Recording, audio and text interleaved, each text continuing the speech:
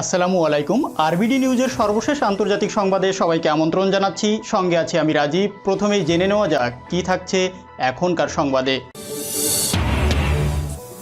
ঈদের দিনই পাক আফগানিস্তান সীমান্তে ভয়াবহ সংঘর্ষ, নিহত 22 জন। তুরস্ককে ধ্বংসের হুঁশিয়ারি দিল আরব আমিরাত। সর্বোচ্চ চাপ সৃষ্টির নীতি মারাত্মকভাবে ব্যর্থ, দাবি করছেন মার্কিন সাবেক প্রধান আলোচক।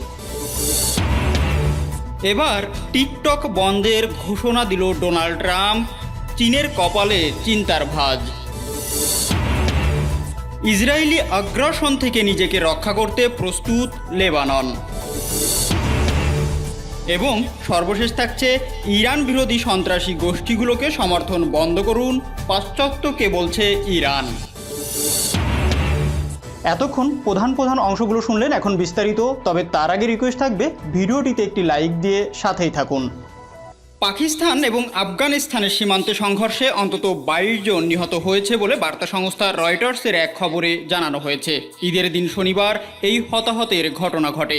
এর জন্য দুই দেশ একে অপরকে দোষারোপ করছে। পাকিস্তানের সীমান্ত শহর চমন এর এক ঊর্ধ্বতন কর্মকর্তা বলছেন, সীমান্ত পেরিয়ে আফগানিস্তানে ঢোকার অপেক্ষায় থাকা লোকজন অবৈধ বা অধৈর্য হয়ে পাকিস্তানের স্থাপনাগুলোতে হামলা পড়লে সহিংসতার সূত্রপাত হয়। এদিকে আফগানিস্তান জানায়, ঈদ উল আজহা উপলক্ষে লোকজন সীমান্ত পারাপারের জন্য ক্রসিংয়ে ভিড় করছিল। তাদের ওপর পাকিস্তানি বাহিনী ছোড়া গোলায় 15 আফগান নিহত হয়েছে। পাকিস্তানের পররাষ্ট্র মন্ত্রণালয় বলছে, আফগানিস্তানি ভিড় করা জনতার উপর গুলি ছুড়েছে। পাকিস্তানি সেনারা কেবল স্থানীয় লোকজনের সুরক্ষায় এবং আত্মরক্ষার্থে গুলি চালিয়েছে। সংঘর্ষে 7 জন নিহত হয়েছে, আরও 31 জন আহত হয়েছে। আফগানিস্তানের কান্দাহার প্রদেশের গভর্নর হায়াতুল্লাহ হায়াত বলেছেন, সংঘর্ষের সময় সীমান্ত শহর স্পিনেল বোরডাক এলাকায় মানুষের বাড়িঘরের ওপর গোলা পড়ে নারী ও শিশুসহ অন্তত 15 জন নিহত হয়। এছাড়া কমপক্ষে 80 জন আহত হয়েছে। করোনা ভাইরাসের বিস্তার ঠেকাতে শহরের সীমান্ত ক্রসিং বন্ধ করে দেওয়া হয়েছিল। বুধবার সেটি কিছু সময়ের জন্য খুলে দেওয়া হয়। বৃহস্পতিবার আবারও ক্রসিং খোলার কথা থাকলেও সেটি না খোলায় লোকজন বিক্ষোভ শুরু করে। বিক্ষুব্ধ লোকজন সেখানকার একটি কোয়ারেন্টাইন সেন্টার এবং সরকারি স্থাপনায় আগুন দেয় বলে জানান চমন শহরের ওই কর্মকর্তা। ইউরোপের দেশ তুরস্ককে এবার ধ্বংসের হুঁশিয়ারি দিল সংযুক্ত আরব আমিরাত। তাদের দাবি, আরব ইস্যুতে অযথা নাক গলালে আঙ্কারাকে অবশ্যই যথাযথ শাস্তি পেতে হবে।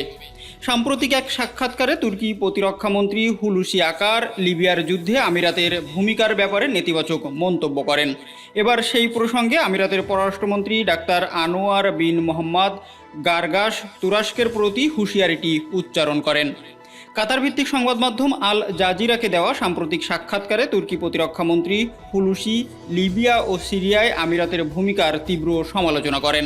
তিনি বলেন, লিবিয়া ও সিরিয়ায় আমিরাতের অপকর্মের জন্য অবশ্যই তাদের আমরা জবাবদিহির কাঠগড়ায় দাঁড় করাবো। সঠিক জায়গায় সঠিক সময় তা করা হবে। শনিবার আনোয়ার গারগাস তার অফিসিয়াল টুইটার পাতায় দেওয়া এক পোস্টে লিখেছেন, হুমকি দিয়ে সম্পর্ক রক্ষা করা যায় না, আর এখনকার সময়ে উপনিবেশিক মনের কোনো স্থান নেই। বিশ্লেষকদের মতে প্রায় 5 বছর ধরে লিবিয়ায় দুটি সরকার কার্যক্রম পরিচালনা করছে। আন্তর্জাতিকভাবে স্বীকৃত ত্রিপোলির সরকারকে সমর্থন দিচ্ছে জাতিসংঘ সহ তুরস্ক, ইতালি ও যুক্তরাজ্য। আর হাফতারের বাহিনীর সমর্থনে সংযুক্ত আরব আমিরাত ছাড়াও রয়েছে রাশিয়া, ফ্রান্স, মিশর ও সৌদি আরব। আমেরিকার সাবেক সহকারী পররাষ্ট্রমন্ত্রী ও প্রধান পরমাণু আলোচক ওয়েডি শেরম্যান বলেছেন, প্রেসিডেন্ট ডোনাল্ড ট্রাম্প ইরানের বিরুদ্ধে যে সর্বোচ্চ চাপ সৃষ্টির নীতি অনুসরণ করে আসছে তা মারাত্মকভাবে ব্যর্থ হয়েছে। তিনি বলেন, তেহরান বিরোধী প্রচারণার ক্ষেত্রে ট্রাম্প এই পররাষ্ট্র নীতি বেদনাদায়ক ও চরম মূল্যের ব্যর্থতা। ফরেন পলিসি ম্যাগাজিনে দেওয়া total destruction of US foreign policy under Donald Trump শিরোনামে লেখা এক নিবন্ধে ওয়েডি শেরম্যান এইসব কথা বলেছেন। তিনি আরও বলেন, চীন, রাশিয়া, উত্তর কোরিয়া ও ইরানের মোকাবেলায় ট্রাম্প প্রশাসন ব্যর্থ। ওয়েলডি বলেন, 3 বছরের বেশি সময় আগে প্রেসিডেন্ট ট্রাম্প ইরানের পরমাণু সমঝোতা থেকে বেরিয়ে যাওয়ার পর তেহরান উচ্চ মাত্রায় ইউরেনিয়াম সমৃদ্ধকরণ করছে এবং আরও বেশি আধুনিক প্রযুক্তি দিয়ে আগের চেয়ে বেশি পরমাণু স্থাপনা পরিচালনা করছে। ওয়েন্ডি তার নিবন্ধে আরও বলেন, পররাষ্ট্র নীতিতে ট্রাম্পের বোধগম্য কোনো লক্ষ্য নেই, বরং তিনি শুধুমাত্র পুনর্নির্বাচিত হওয়ার উপরই গুরুত্ব দিয়ে আসছেন। চীনা জনপ্রিয় অ্যাপ টিকটক বন্ধের ঘোষণা দিয়েছে যুক্তরাষ্ট্রের প্রেসিডেন্ট ডোনাল্ড ট্রাম্প। ভিডিও শেয়ারিংয়ের জনপ্রিয় এই অ্যাপ বন্ধে শীঘ্রই নির্বাহী আদেশ জারি করবেন বলে জানিয়েছেন তিনি। শুক্রবার ট্রাম্প সাংবাদিকদের এই কথা বলেন। এয়ারফোর্স ওয়ানে বিমানে সাংবাদিকদের তিনি বলেন, টিকটক আমাদের জন্য উদ্বেগের বিষয়, আমরা এটা বন্ধ করে দেওয়ার উদ্যোগ নিচ্ছি। এর আগে মার্কিন নিরাপত্তা কর্মকর্তারা আশঙ্কা করেন, এই অ্যাপ ব্যবহার করে যুক্তরাষ্ট্রের জনগণের ব্যক্তিগত তথ্য হাতিয়ে নিতে পারে চীন। টিকটক কর্তৃপক্ষ শুরু থেকেই এমন আশঙ্কাকে ভিত্তিহীন বলে আসছে। তারা বলছে, এই অ্যাপ চীন সরকারের নিয়ন্ত্রিত নয় এবং তারা চীন সরকারের সঙ্গে তথ্য বিনিময় করে না। টিকটক বন্ধে মার্কিন প্রেসিডেন্টের ঘোষণার পর এই বিষয়ে টিকটকের পক্ষ থেকে সরাসরি কোনো মন্তব্য করা হয়নি। তবে টিকটকের একজন মুখপাত্র বলেন, যুক্তরাষ্ট্রে টিকটকের সাফল্যের ব্যাপারে তারা অত্যন্ত আশাবাদী। যুক্তরাষ্ট্রে টিকটকের প্রতি মাসে সক্রিয় ব্যবহারকারীর সংখ্যা 8 কোটি। ট্রাম্পের এই ঘোষণা চীন যুক্তরাষ্ট্র সম্পর্কে তিক্ততা আরেক ধাপ এগিয়ে নিল। সাম্প্রতিক শীতল সম্পর্কের ধারাবাহিকতায় গত মাসেই যুক্তরাষ্ট্রের হিউস্টনে চীনা কনসুলেট বন্ধের নির্দেশ দেয়। এর পাল্টা পদক্ষেপ হিসাবে চীন সিচুয়ান প্রদেশের চেংদুতে মার্কিন কনসুলেট বন্ধের নির্দেশ দেয়। টিকটকের মূল কোম্পানি বাইট ড্যান্সের প্রধান কর্মকর্তা বেইজিং এবং এটি চীনে জনপ্রিয় হওয়ার পর বিশ্বব্যাপী ছড়িয়ে পড়েছে। এর জনপ্রিয়তা বাড়ার সঙ্গে সঙ্গে সমালোচনাও বেড়েছে। টিকটকের সবচেয়ে বেশি সমালোচনা হয়েছে যুক্তরাষ্ট্রে। দেশটির কয়েকজন সিনেটর এর বিরুদ্ধে তদন্ত করার আহ্বানও জানিয়েছিলেন।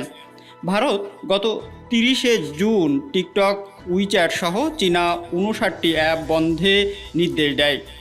নয়াদিল্লি এইসব অ্যাপকে দেশের জন্য বিপজ্জনক অভিযোগ করে তা বন্ধ করার সিদ্ধান্ত নেয়। যদিও 15 জুন লাদাখে চীনের সঙ্গে সীমান্ত সংঘর্ষে ভারতের অন্তত 20 সেনা নিহত হওয়ার পর দিল্লি এই সিদ্ধান্ত নিয়েছিলেন বলেই মনে করা হচ্ছে। লেবাননের প্রেসিডেন্ট মিশেল আউন বলেছেন, ইহুদিবাদী ইসরায়েলের আগ্রাসন থেকে নিজেকে রক্ষা করতে তার দেশ প্রস্তুত রয়েছে। লেবাননের সীমান্তবর্তী কাফরা শুব্রা শহরে ইসরায়েল গোলাবর্ষণ করার 5 দিন পর তিনি এই কথা বলেন। শহরটি শেবা কৃষি ফার্মের কাছে অবস্থিত। 1967 সালের 6 দিনের যুদ্ধের সময় ইসরায়েল শেবা ফার্ম দখল করে নেয়। শনিবার টেলিভিশনে দেওয়া ভাষণে প্রেসিডেন্ট আউন বলেন, আমরা নিজেদেরকে, আমাদের মাতৃভূমিকে, আমাদের সমুদ্র সীমা এবং আমাদের সরকারকে রক্ষা করতে প্রতিশ্রুতিবদ্ধ। এ ব্যাপারে আমরা মোটেই আপোষ করব না। প্রেসিডেন্ট আউন আরও বলেন, দক্ষিণ লেবাননে গোলাবর্ষণ করে ইহুদিবাদী ইসরায়েল জাতিসংঘ নিরাপত্তা পরিষদে পাশ হওয়া 1701 নম্বর প্রস্তাব লঙ্ঘন করেছে। ওই প্রস্তাবে দক্ষিণ লেবানন থেকে সম্পূর্ণভাবে ইসরায়েলি সেনা প্রত্যাহার করার কথা বলা হয়েছে। মিশেল আউন বলেন, লেবানন জাতিসংঘের প্রস্তাব মেনে চলতে এবং জাতিসংঘের তত্ত্বাবধানে সব সমস্যার সমাধান করতে আগ্রহী। গত 17 জুলাই লেবাননের দক্ষিণ অঞ্চলীয় কাফর শুব্রা শহরে গোলাবর্ষণ করে ইসরায়েল। বৈরুত বলছে, এই বিষয়ে তারা জাতিসংঘে আনুষ্ঠানিক অভিযোগ করবে।